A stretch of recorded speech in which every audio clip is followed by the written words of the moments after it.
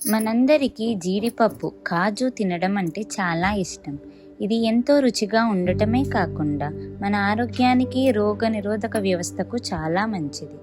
అందుకే దీన్ని dry fruits రాజు అని కూడా అంటారు. కానీ చెట్టు నుంచి కోసిన వెంటనే జీడిపప్పు నేరుగా తినడానికి వీలుండదని మీకు తెలుసా?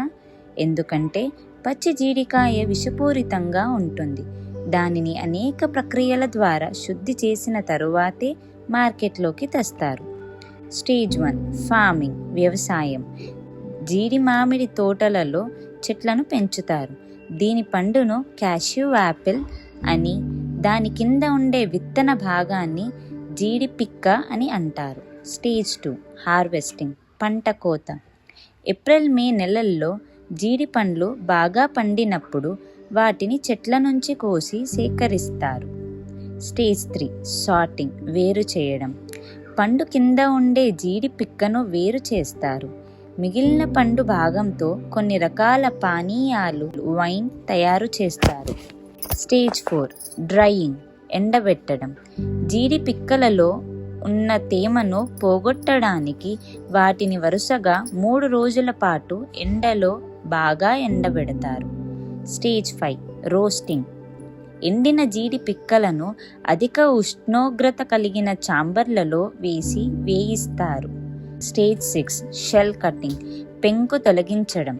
ప్రత్యేకమైన యంత్రాల ద్వారా జీడి పిక్క పైన ఉండే గట్టి పెంకును పగల్గొట్టి తొలగిస్తారు. ఈ పెంకు లోపల ఉండే ద్రవం చాలా విషపూరితమైనది. చర్మానికి తగిలితే ఇన్ఫెక్షన్ వచ్చే ప్రమాదం ఉంది.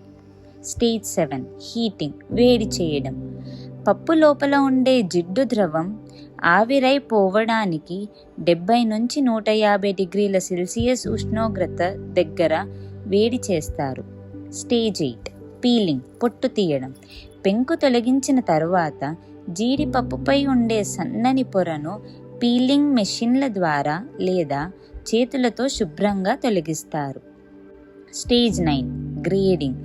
జీడిపప్పుల పరిమాణం, రంగు మరియు ఆకారాన్ని బట్టి వాటిని వివిధ గ్రేడ్లుగా వర్గీకరిస్తారు. Stage 10 packaging, cleaning and packing.